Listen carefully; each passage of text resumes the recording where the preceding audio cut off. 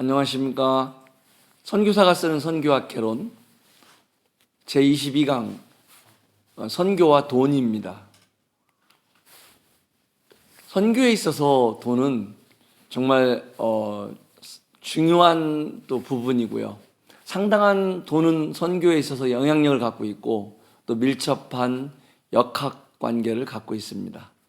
그럼에도 불구하고 이 돈에 대한 부분은 선교 이론에 있어서 사실 많이 다루는 부분은 아닙니다.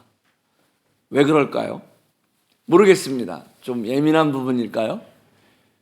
굉장히 선교에 있어서 중요한 역할을 하고 있음에도 불구하고 이 돈에 대한 주제는 연구한 학자들이 많지 않습니다. 또 돈에 대해서는 선교 이론도 많이 나와 있지 않습니다. 이런 상황 가운데 조나단 봉크라는 분이 이런 선교와 돈이라는 책을 통해서 서구 선교, 돈 위주의 서구 선교 형태에서 온 이런 부작용들, 그래서 좀 회의적인 고찰을 해본 것이 바로 선교와 돈이라는 책입니다. 사실 이 주제 앞에 우리는 이 말씀을 기억하게 됩니다.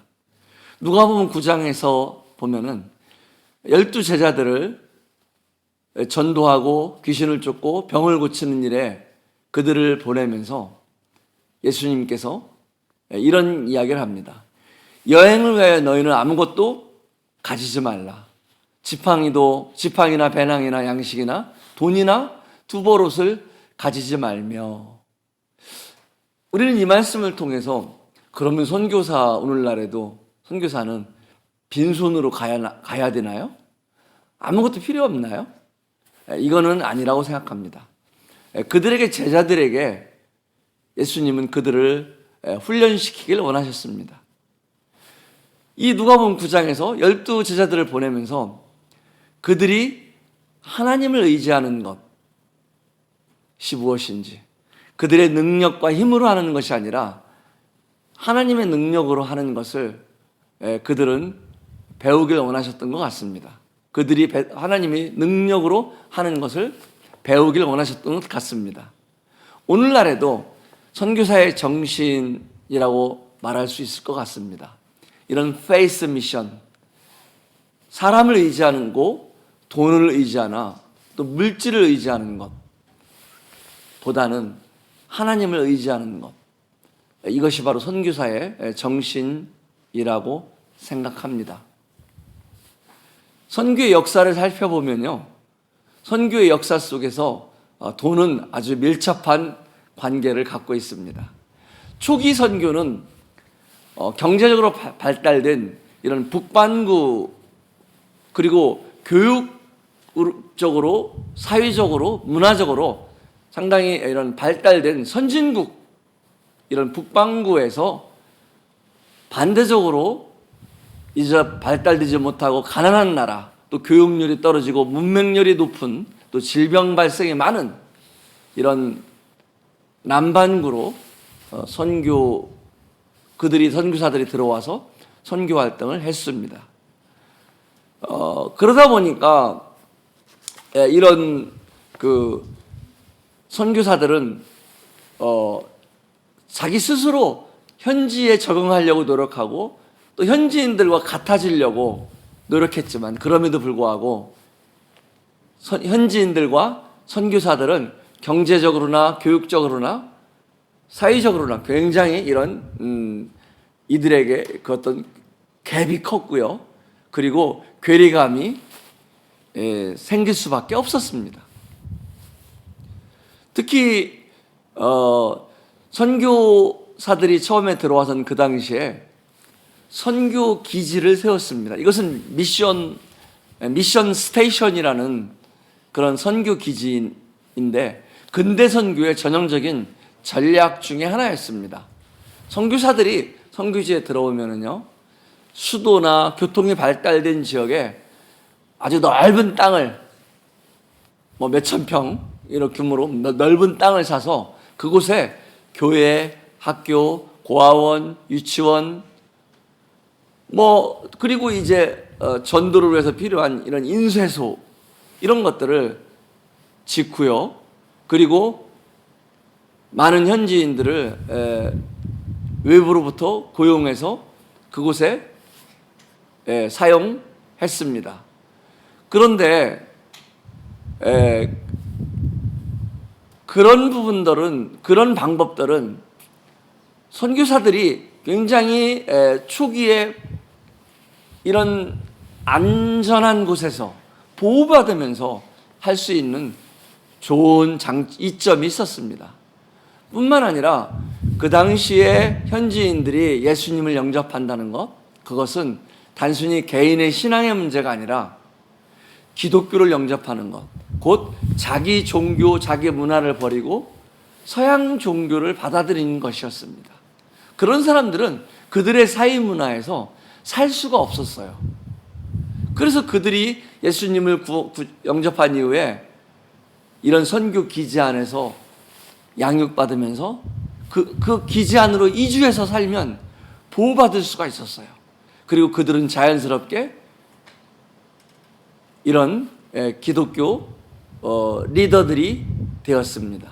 이런 좋은 전략이었지만은 선교기지 전략은 또 여러 부작용들도 있었습니다.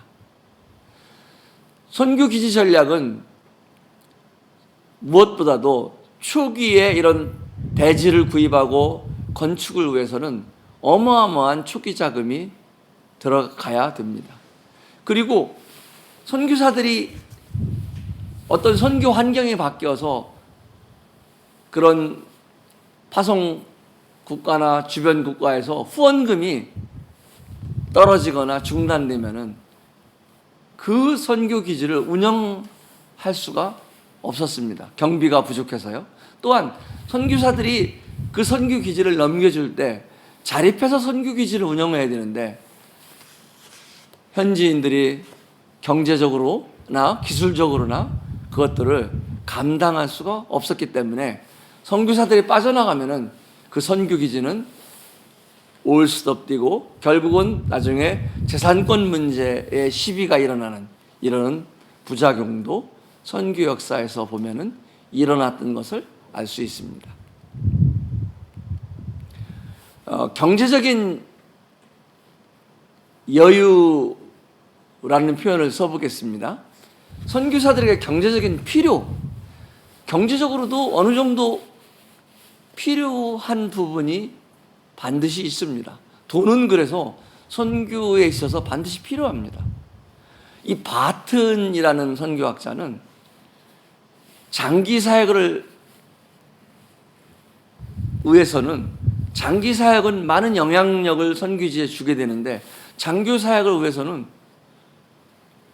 선교사들이 경제적으로 어느 정도 여유가 필요하다. 부유함까지는 아니지만은 경제적으로 어느 정도 여유가 없으면은 선교사들은 이런 결국은 이런 정착하지 못하고 또 건강 문제라든가 이런 여러 또 정신적인 고민 이런 것들 때문에 중간에 중도 이탈할 수 있다는 것입니다. 우리는 사실 선교사들은 영적으로 기도하고 하나님의 능력으로만 사는 것 같지만은 선교사도 밥을 먹어야 하는 사람들이겠죠. 선교사도 자녀들을 또 교육시켜야 되는 사람이고요. 그래서 이런 경제적인 여유도 필요한 부분입니다. 또한 경제적인 이런 여유가 필요한 부분이 선교의 효율성을 고려할 때도 필요한 부분입니다. 1900년대 보면은 1900년에서 1928년에 보통 그 선교지로부터 약 이 데이터에 의하면은 3,712명의 선교사가 철수하였다고 합니다. 정말 많은 숫자죠. 그런데 이 3,712명 중에 15%는 사망으로 31%는 질병 때문에 선교지에서 철수했다고 합니다. 이것은 물론 1900년도 초기의 데이터입니다. 그래서 그들은 특히 이 학자는 이런 주장을 했습니다. 선교사가 한 선교지에 가서 언어를 배우고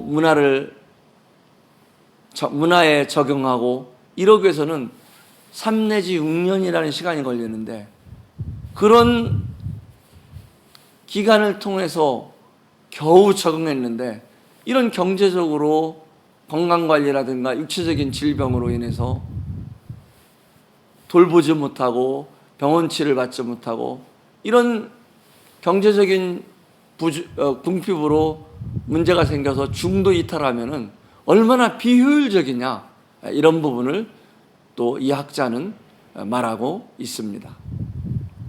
또한 경제적으로 정말 필요하다, 선교사들도 돈이, 그 경제적인 여유의 필요성을 가족 관련해서도 또 이야기하고 있습니다. 선교사 자녀들은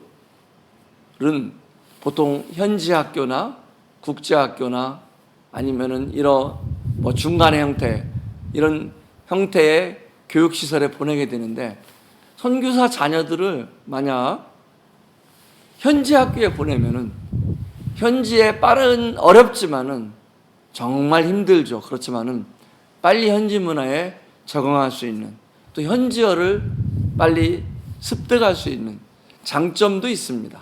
그런데 대부분 선교지의 현지 학교는 현지 문화, 현지 종교가 교육시설에도 들어가 있습니다. 예를 들자면 네팔에는 네팔 현지 학교에 만약 선교사 자녀들을 보내면은 의무적으로 그들은 공부하기 전에, 학교 수업 전에 네팔 교육의 신에게 뿌자를 한다고 합니다. 교육의 신에게 절을 하고 수업을 시작합니다. 그렇다면 선생님들한테 혼나게 돼요. 이런 부분들을 고려하면은 선교사 자녀들을 이런 이교 문화와 섞인 현지 교육시설에 보낼 수는 없지 않냐. 그러기 위해서는 국제 학교에 보내야 되는데, 그래서 경제적으로 돈이 필요하다, 이런 논리를 또 주장하기도 합니다. 이 서던 박사는 선교사의 품위를 생각해야 된다. 그러기 위해서는 적어도 어느 정도 경제적으로 여유가 있어야 된다. 실제로 중앙아프리카로 파송받는 선교사들을 위한 지침서에 서던 박사는 이런 내용을 기록했습니다. 선교사가 여행할 때는 품위 있는 신사의 모습을 보여주어라. 문명화된 관습을 버릴 필요가 굳이 없다. 문명이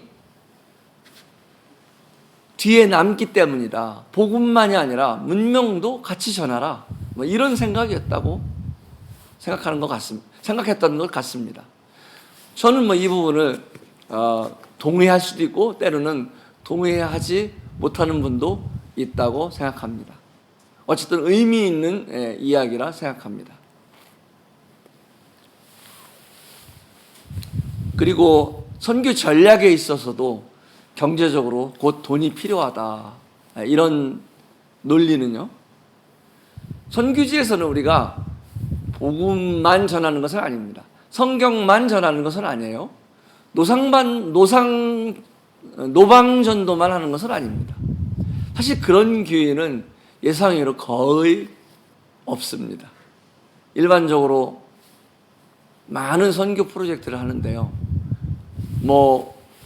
그런 학교, 도서관, 병원, 고아원, 차량, 우물시설, 교회 건축, 선교시설 등 많은 비용이, 왜냐하면 교육, 그 다음에 문서선교, 개발사업, 구제, 아동사업, 미디어, 이런 부분에 많은 부분의 선교 프로젝트를 통해서 선교 활동을 하고 있습니다. 그렇기 때문에 이런 부분은 경제적으로 많은 필요가 있겠죠. 그런데 물론 이런 부분을 선교 전략 면에서 이런 부분을 돈을 이렇게 많이 들여서 해야 됩니까? 라고 반문할 수도 있습니다. 근데 이것도 생각에 따라서 다르게 생각할 수 있다고 생각합니다. 다만 이런 선교 프로젝트를 통해서 하는 선교는 좀 더 장기적이고요, 좀 더 많은 영향력을 줄 수 있다는 것입니다. 그래서 우리가 복음을 통해서 영적인 부분을 변화시킨다면요, 사회문화, 교육과 함께 복음을 전한다면 더 큰 사회를 변화시키는, 그 나라를 변화시키는 큰 영향력 있는 선교를 할 수 있다는 것입니다. 재밌는 실험을 이 맥가브란이라는 선교학자가 했어요. 이 맥가브란은 아주 유명한 선교학자인데, 그가 인도에서 선교를 하면서 실제 이런 실험을 해보았습니다. 우리가 현지인들, 우리 고용한 현지인들 다 내보내고, 우리 사무실에, 가정에 빨래하고 청소하고 유지보수하고 뭐 집사일하고 이런 분들 다 내보내고, 현지인들의 필요 1인당 33센트만 지출하면서 한번 살아봅시다. 이렇게 이런 실험을 해보았다고 합니다. 그런데 예상 외의 반응들이 나왔다고 그래요. 다른 선교사들이 막 항의하는 거예요. 뭐야 당신들, 뭐야 이거 우리에게 창피 주려고 그러는 거야? 그리고 그거 이벤트 하지 마라, 쉽게 해서 쇼 하지 마라, 너네들 얼마나 가나 보자. 그게 가능할 것 같아? 뭐 이런 부정적인 피드백이 현지인들에게 아니고요, 주변 선교사들한테 들어온 거예요. 그런데 또 시간이 흐르니까요, 그래도 참았어요. 그런데 또 시간이 흐르니까 무슨 일이 생겼을까요? 생각지 도 못한 일이 벌어졌습니다. 뭐냐면은 선교사들이 온통 청소하고 빨래하고 밥하고 시설을 고치고, 그 당시에 편의시설이 얼마나 낙후되었겠습니까? 전기라든가 뭐 이런 통신시설, 복사시설, 인쇄시설, 뭐 그리고 비가 오면은 지붕이 새고, 이런 거에 선교사들이 온통 고치고 수리하느라고 실제 아무 활동을 할 수 없는 거예요. 그래서 맥가브란이 그런 리포트를 했습니다. 이것은 적절한 선에서 우리는 수용해야 된다. 저는 이 부분이 참 의미가 있는 실험이었다고 생각합니다. 우리는 너무 지나치게 선교를 성육신화해서 허드슨 테일러처럼 현지인의 옷을 입고 현지인의 수준으로 살아야 되고 그런 것을 말할 수 있습니다. 또 혹은 아니다, 우리는 많은 돈이 필요하다, 그래서 힘있게 해야 되고, 또 이런 부분만 주장할 수 있습니다. 저는 이런 양면을 다 선교사들은, 또 선교를 공부하는 분들은 고민하고 고려해 볼 필요가 있다고 생각합니다. 그래서 이 시간에는 좀 더 이런 양면을 더 살펴보고자 합니다. 돈이 많을 때, 반대로 궁핍할 때 어떤 영향을 줄 수 있을까요? 이걸 좀 더 살펴보기로 하죠. 우리가요, 선교비가 많고요, 더 부유한 선교사들, 너무 돈이 많으면 어떤 일이 생길까요? 현지인들과의 관계가 문제가 됩니다. 선교사들은 현지인들이 생각할 때 정말 돈 많은 부자 나라에서 온 사람들, 저 사람들은 돈을 물쓰듯 쓰는 사람들이다, 이렇게 생각할 수 있어요. 그리고 선교사들은 자기 돈이 아니라 다 교회에서 온 돈이다. 그래서 우리도 당연히 어떤 죄의식, 부끄러움 갖지 말고 나눠 쓰자, 이런 생각을 할 수도 있어요. 그리고 현지인들과 관계에서 선교사들이 자기도 모르는 사이에 우월감을 가질 수 있습니다. 그리고 자기도 모르는 사이에 현지인들은 주중관계로, 곧 선교사들을 주인으로, 자기들은 고용인으로 이렇게 고용된 종업원으로 이렇게 생각할 수 있다는 것입니다. 그런데 반대로 선교사들이 너무 가난하면 어떻게 될까요? 현지인들과의 관계에 있어서 선교사는요, 주변에 있는 사람들이 경제적으로 너무 어렵고 어떤 그들의 영적인 부분만 아니라 그들과 생사고락도 함께해야 하는 이런 책임이 있습니다. 그런데 그런 주변에 정말 돈이 필요한 가난한 분이 있고 어떤 경제적으로 굉장히 어려운 상황이 있는데도 선교사가 너무 궁핍하면 그들을 도울 수 없어요. 그때 얼마나 선교사 마음이 아플까요? 또 현지인들은 우리 선교사님은 다른 사람을 서로 사랑하라고 그러고, 그런데 말로만 한다. 정말 10원도 안 도와줘. 이런 매정한 선교사가 될 수 있겠죠. 그럼 어떻게 그리스도의 사랑을 나타낼 수 있겠습니까? 이 조나단 봉크는 또 반대로요, 서구 선교사의 부유함이 가져온 손실이 있는데 크게 4가지로 정리하였습니다. 첫 번째로는 초기의 서구 선교사들이 많은 돈과 서구 선교사들의 전략, 고비용과 과학기술에 의존했다. 선교 전략이 너무 고비용, 돈이 많이 들어가는 일, 그 다음에 과학기술에 의존했다.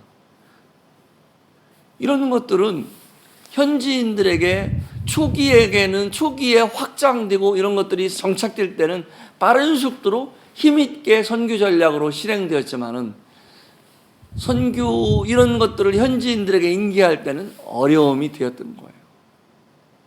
그리고 동반자 관계여야 되는데 곧 선교사와 현지인들과는 관계는 동역관계, 동반자 관계가 되어야 하는데 경제적 불평등 구조 때문에 사실은 주종관계로 돼서 이런 평등 그리고 상호 보완할 수 있는 이런 부분들을 놓치고 말았다.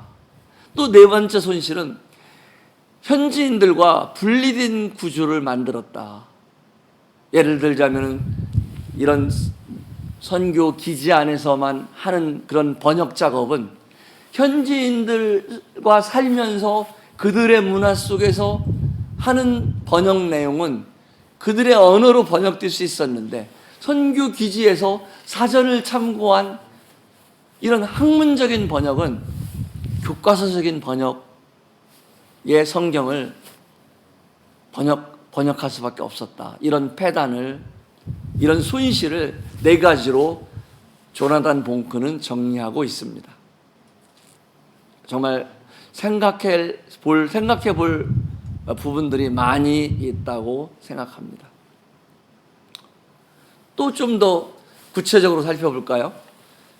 우리는 선교의 전략 부분이 필요한데 이 전략에도 너무 궁핍하면은 때로는 지역사회에 우리가 투자해야 할 때가 있습니다.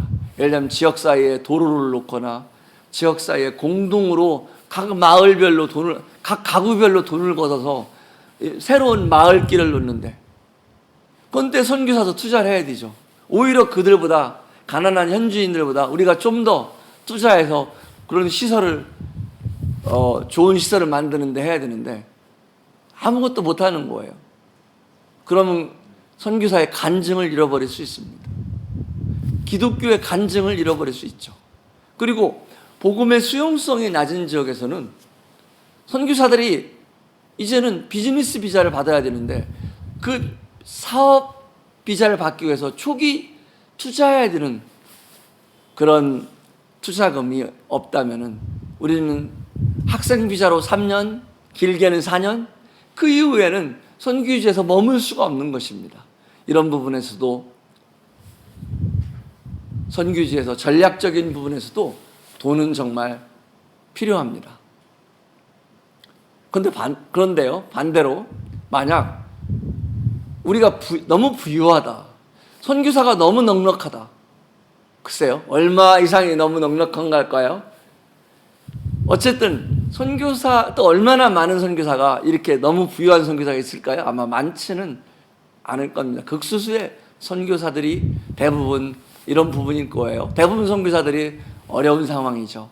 그런데 이런 극소수의 선교사지만은 만약 이런 선교사가 부유하면은요, 자신에게 어떤 문제가 생길 수 있을까요? 하나님보다 사람을 의지하게 되겠죠.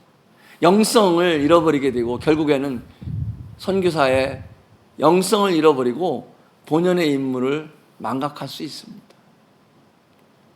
반대로 너무 궁핍하면 선교사 자신에게 어떤 문제가 생길까요? 선교사의 간증을 잃어버리는 것입니다. 하나님이 공급하신다고, 하나님 책임져 주신다고 우리는 간증하는 사람이 선교사인데, 선교사가 너무 비참한 삶을 살면 아이고 저거 불쌍해 죽겠어, 이런 불쌍한 존재가 된다면 하나님 이름이 땅에 떨어질 것입니다. 그리고 또 선교사가 너무 궁핍하면은요, 시험에 빠질 수 있습니다. 지나친 염려로 인해서 힘있게 자신 있게 선교 활동을 못할 수도 있습니다. 또 다른 제자들을, 선교지의 제자들을 세우면서 어떻게 하나님께서 책임져 주신다고 걱정 말라고 이렇게 말할 수 있겠습니까? 선교사 자신도 궁핍해서 정말 겨우겨우 살아간다면 이런 부분들 때문에 또 하나님께서는 선교사들에게도 저는 필요를 따라 채워주신다고 생각합니다. 그래서 너무 가난해도 너무 궁핍해도 선교사 자신에게 이런 문제가 발생할 수 있는 부분이 있다는 부분도 생각해 보아야 할 것입니다. 부자만이 문제가 아니라, 너무 부유해서만 문제가 아니라 너무 가난할 때도 문제가 될 수 있다. 뿐만 아니라 선교사가 너무 부유하면은 다른 선교사들에게 이런 선교지의 양극화가 정말 큰 문제가 돼요. 왜냐하면 너무 어려운 선교사는 너무 부러워하겠죠. 그리고 또 시기할 수 있고요. 그리고 이런 부유한 선교사들은 이런 소문에 빠지기 쉽고 오해에 빠지기 쉽죠. 그리고 부정적인